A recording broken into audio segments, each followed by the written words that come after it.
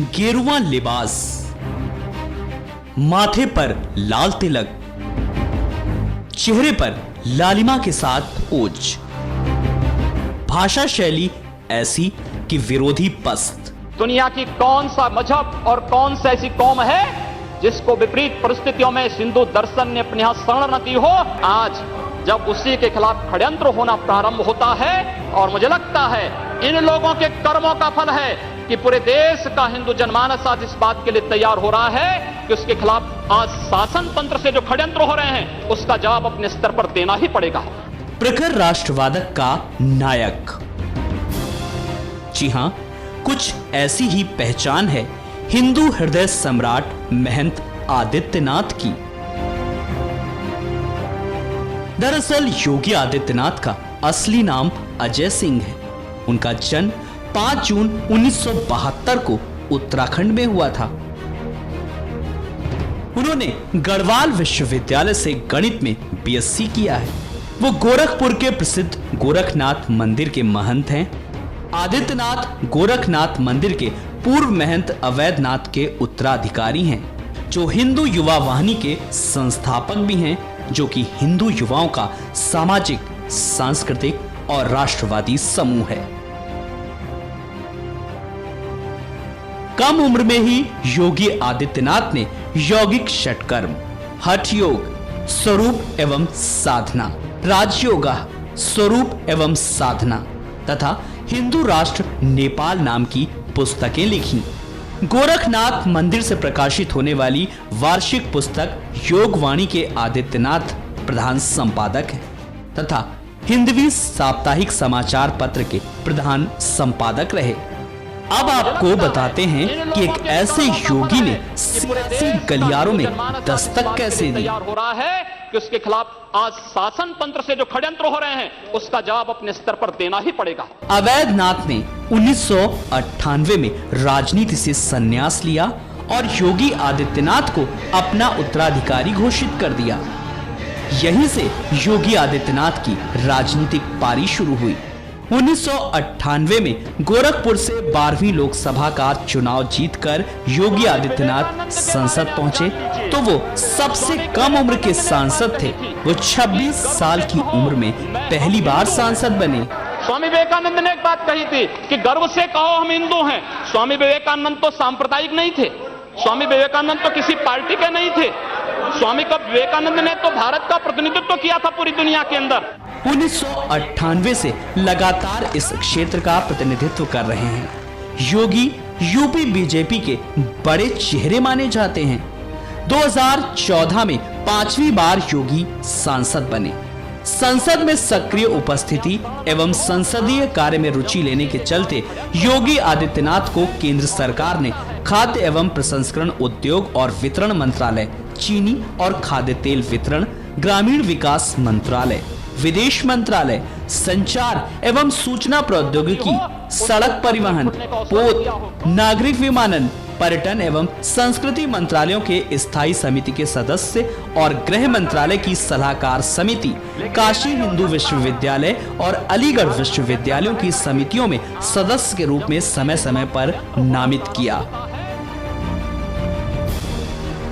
राजनीति के मैदान में आते ही योगी आदित्यनाथ ने सियासत की दूसरी डगर भी पकड़ ली। उन्होंने हिंदू युवा वाहिनी का गठन किया और धर्म परिवर्तन के खिलाफ मुहिम छेड़ दी। हिंदू पर अत्याचार हुआ, हिंदू प्रताड़ित हुआ, हिंदू पीड़ित हुआ, हिंदू वहां पर मारा गया, हिंदू वहां भी विस्थापित हुआ, लेकिन उसके लिए मुआवजे की घोषणा नहीं हुई। अगर घोषणा करनी है तो प्रत्येक हिंदू के लिए करिए, प्रत्येक पीड़ित के लिए करिए।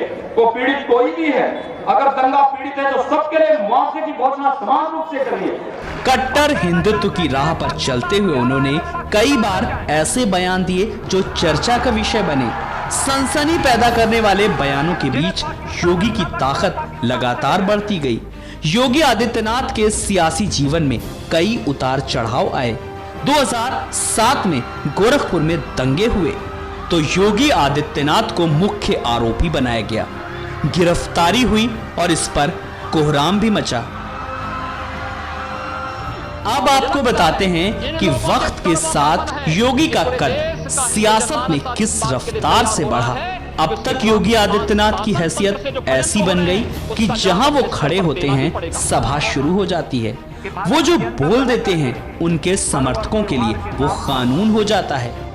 इस देश की संविधान की व्यवस्था को, देश के संवैधानिक व्यवस्था को कोई चुनौती देने का कार्य करेगा तो चेतावनी हमें स्वीकार्य नहीं। हम उसका जवाब उसी भाषा में, और उसका जवाब जिस भाषा में वो जानेगा, जिस भाषा में वह उस सीखना चाहता हो, जिस भाषा में वह अच्छी तरह समझ सकता हो, उस भाषा में उस जवाब को हम देना जानते हैं। और अगर प्रशासन ही चाहता है तो फिर तैयारी कर ले। यही नहीं, होली और दीपावली जैसे त्योहार कब मनाए जाएं, इसके लिए भी योगी आदित्यनाथ गोरखनाथ मंदिर से ऐलान करते हैं। इसीलिए गोरखपुर में हिंदुओं के त्योहार एक दिन बाद मनाए जाते हैं। गोरखपुर और आसपास के इलाके में योगी आदित्यनाथ और उनकी हिंदू युवा वाहिनी की तूती बोलती है। बीजेपी में भी उनकी जबरदस्त धाक है। इसका प्रमाण ये है कि पिछले लोकसभा चुनावों में प्रचार के लिए योगी आदित्यनाथ को बीजेपी ने हेलीकॉप्टर मुहैया करवाया था। योगी आदित्यनाथ के बढ़ते ग्राफ के बीच उनके कई सियासी दुश्मन भी पैदा हो गए। 7 सितंबर 2008 को सांसद योगी आदित्यनाथ पर आजमगढ़ में जानलेवा हिंसक हमला हुआ। इस हमले में वे बाल बाल बचे थे। यह हमला इतना बड़ा था कि 100 से अधिक वाहनों को हमलावरों ने घेर लिया और लोगों को लहूलुहान कर दिया। यही नहीं, आदित्यनाथ को गोरखपुर दंगों के दौरान जब गिरफ्तार किया गया, जब मुस्लिम त्योहार मुहर्रम के दौरान फायरिंग में एक हिंदू युवा की जान चली गई थी। डीएम ने बताया कि वो बुरी तरह से जख्मी हैं। तब अधिकारियों ने योगी को उस जगह जाने से मना कर दिया, लेकिन आदित्यनाथ उस जगह पर जाने के लिए अड़ गए। तब उन्होंने शहर में लगे कर्फ्यू को हटाने की मांग की।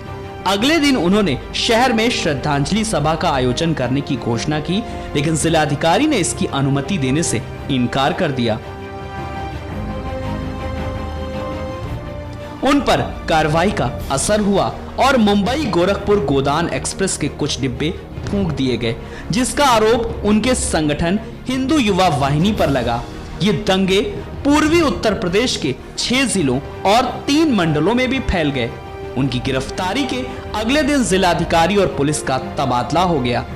अपनी पीठ की परंपरा के अनुसार योगी आदित्यनाथ ने पूर्वी उत्तर प्रदेश में व्यापक जन जागरण का अभियान चलाया। सहभोज के माध्यम से छुआछूत जैसी भेदभावकारी रूढ़ियों पर जमकर प्रहार किया। योगी जी ने हिंदू समाज को संगठित कर राष्ट्रवादी शक्ति के माध्यम से हजारों मतांतरित हिंदुओं की घर वापसी भी कराई। गोरक्षा के लिए आम लोगों को जागरूक करके गोवंशों का संरक्षण एवं संवर्धन करवाया। पूर्वी उत्तर प्रदेश में सक्रिय समाज विरोधी एवं राष्ट्र विरोधी गतिविधियों पर भी प्रभावी अंकुश लगाने में भी योगी आदित्यनाथ ने सफलता हासिल की। उन्होंने हिंदू पुनर्जागरण अभियान से प्रभावित होकर गांव, देहात, शहर में बैठे युवाओं ने इस अभियान में खुद को पूरी तरह समर्पित कर दिया। हिंदू पर अत्याचार हुआ, हिंदू प्रताड़ित हुआ, हिंदू पीड़ित हुआ, हिंदू वहां पर मारा गया, हिंदू वहां भी विस्थापित हुआ, लेकिन उसके लिए मुआवजे की घोषणा नहीं हुई। और सुप्रीम कोर्ट ने इसलिए सरकार को आड़े हाथ लिया था, फटकार लगाई थी प्रदेश सरकार को, और कहा था अगर घोषणा करनी है तो प्रत्येक हिंदू के लिए करिए, प्रत्येक पीड़ित के लिए करिए। बहुआयामी प्रतिभा के धनी योगी आदित्यनाथ धर्म के साथ साथ सामाजिक, राजनीतिक एवं सांस्कृतिक गतिविधियों के माध्यम से देश की सेवा में लगे हुए हैं। सियासी सफर के दौरान योगी आदित्यनाथ के कुछ ऐसे बयान भी सामने आए जो खूब चर्चा में रहे और विरोधी इन बयानों को लेकर लगातार निशाना साधते रहे। योगी आदित्यनाथ का सबसे चर्चित बयान दादरी में हुई हिंसा के बाद सामने आया। योगी ने कहा, यूपी कैबिनेट के मंत्री आजम खान के यूएन जाने वाले बयान के बदले उन्हें बर्खास्त किए जाने की मांग की। अगस्त 2014 में लव जिहाद को लेकर योगी का एक वीडियो भी सामने आया था, जिसे लेकर काफी हल्ला मचा था। इस वीडियो में योगी आदित्यनाथ अपने समर्थकों से कहते सुनाई दे रहे थे, कि हमने फैसला किया है कि अगर वे एक हिंदू लड़की का धर्म परिवर्तन करवाते हैं तो हम 100 मुस्लिम लड़कियों का धर्म परिवर्तन करवाएंगे। अगर वो एक हिंदू बालिका को ले जाएंगे तो कम से कम 100 मुस्लिम बालिकाओं को हिंदू। बाद में योगी ने वीडियो के बारे में कहा कि मैं इस मुद्दे पर कोई सफाई नहीं देना चाहता। ये मीडिया की जिम्मेदारी है कि वो ऐसे वीडियो दिखाने से पहले उनकी जांच कर ले। योगी के चर्चित बयानों का सिलसिला यही नहीं थमा। फरवरी 2015 में योगी आदित्यनाथ ने विवादित बयान देते हुए कहा था कि अगर उन्हें अनुमति मिले तो वो देश के सभी मस्जिदों के अंदर गौरी गणेश की मूर्ति स्थापित करवा देंगे। साथ ही उन्होंने कहा था कि आर्यव्रत ने आर्य बनाए, हिंदुस्तान में हम हिंदू बना देंगे, पूरी दुनिया में भगवा झंडा फहरा देंगे। हिंदुत्व की सदी है और हिंदुत्व की सदी केवल भारत की नहीं दुनिया की सदी होगी। पूरी दुनिया के अंदर हिंदुत्व का झंडा एक बार पुनः मजबूती के साथ भगवा झंडा दुनिया के अंदर कोने कोने में लहराएगा। मक्का में गैर मुस्लिम नहीं जा सकता, वेटिकन सिटी में गैर ईसाई नहीं जा सकता है, हमारे यहाँ हर कोई आ सकता है। सऊदी अरब के इस पवित्र शहर के बारे में कहा जाता है कि मक्का में कोई गैर इस्लामिक नहीं जा सकता, कोई गैर मुसलमान वहां नहीं जा सकता। वेटिकन सिटी के बारे में पढ़ रहा था, वहां गैर ईसाई नहीं जा सकता। लेकिन काशी हिंदुओं की सांस्कृतिक राजधानी है, धार्मिक नगरी है, काशी के अंदर सब लोग आ सकते हैं। योग के ऊपर भी विवादित बयान देते हुए योगी आदित्यनाथ ने कहा था कि जो लोग योग का विरोध कर रहे हैं उन्हें भारत छोड़ देना चाहिए। उन्होंने यहां तक कहा कि लोग सूर्य नमस्कार को नहीं मानते, उन्हें समुद्र में डूब जाना चाहिए। यही नहीं, अगस्त 2015 में योगी आदित्यनाथ ने कहा था कि मुस्लिमों के बीच उच्च प्रजनन दर से जनसंख्या असंतुलन हो सकता है। योगी ने अप्रैल 2015 में हरिद्वार में विश्व प्रसिद्ध तीर्थ स्थल हर की पौड़ी पर गैर हिंदुओं के प्रवेश पर प्रतिबंध लगाने की मांग की थी, जिसके बाद काफी बवाल मचा था।